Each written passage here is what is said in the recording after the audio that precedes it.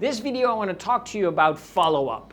You know, follow-up is one of the most important activities when it comes to your real estate business. The more consistent and frequent you can follow up with your prospects, with your past customers, the better it will be for your business. And there's two types of follow-ups, right? There's follow-ups, of course, of people that you have done business with and people you have not done business with. And both of them are always beneficial for your clients. But what I see with a lot of agents out there is that they don't really put time down there. They don't really put the effort down there to follow up. Well, follow-up is a real activity. Agents choose to do this in between, right? In between, appointments, in between sessions, in between, and sometimes in meetings, right? I see them, in a meeting, but they're not really in the meeting. They're just on their phone doing some follow-ups. But the key to this is really that you follow up with intention. And what I want you to really start thinking about is to really block your time throughout the day in doing these follow-ups, right? So, because the more follow-ups you do and the more frequent you do those follow-ups, the more business will come back to you. And this also comes back into our next exercise that I like to call the HOP. I learned it from another coach and I really thought it was brilliant, right? The hour of power. Every single day you put 1 hour aside that is only for follow-up. But before we start, have you downloaded the business book yet?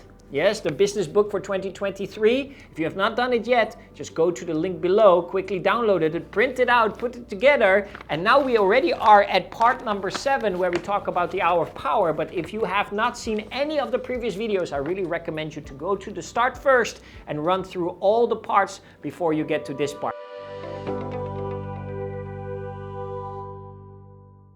This part, again, we talk about follow-up. And as we get to follow-up, as I explained earlier, it's very important for you that you do it frequent and very consistent. Because it's all about the daily conversations that you have with people you know and the daily conversations you have with people you don't know, right? And you have to put these numbers together.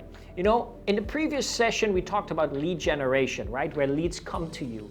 But what we already know from statistics, right? It takes about somewhere between the 8 and 12 touch points for somebody to simply get back to you, for somebody to reply to you or to answer your call. If you already know statistically that is 8 to 12, then you need to know that to get to 8 to 12, you need to do a lot of follow-ups.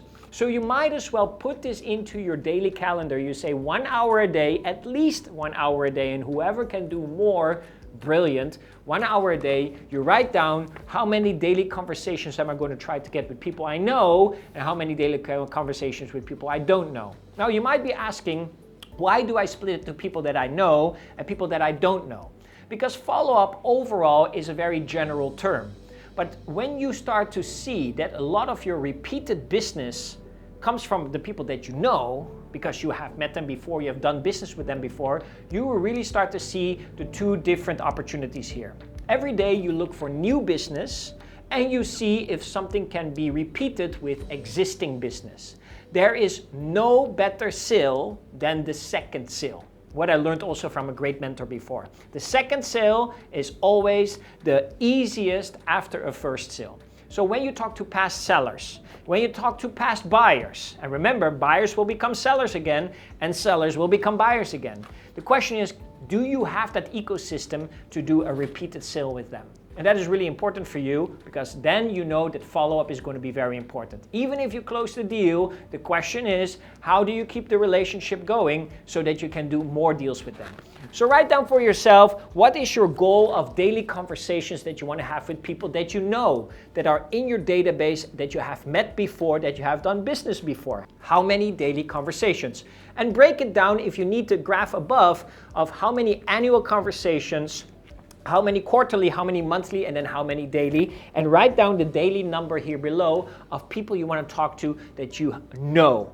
And then, of course, you need to know follow-up for people that you don't know. People that you have not met before. That is basically the people that you want to talk to start doing business. And this also needs a number. And this needs a high number, I can tell you. Because like I said, if you know statistically that people, for them to come back to you, to reach back to you, to call back to you, or to even pick up the call from you, takes about 8 to 12 touch points, then you know that this really needs a high number.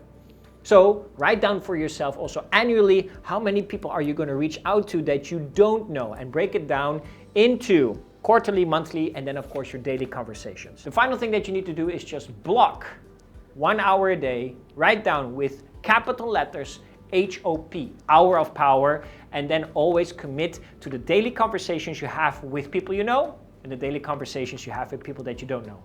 For the next section, we're going to talk about, of course, equally important, some of additional goals that you want to focus on for 2023. So go ahead to the next video.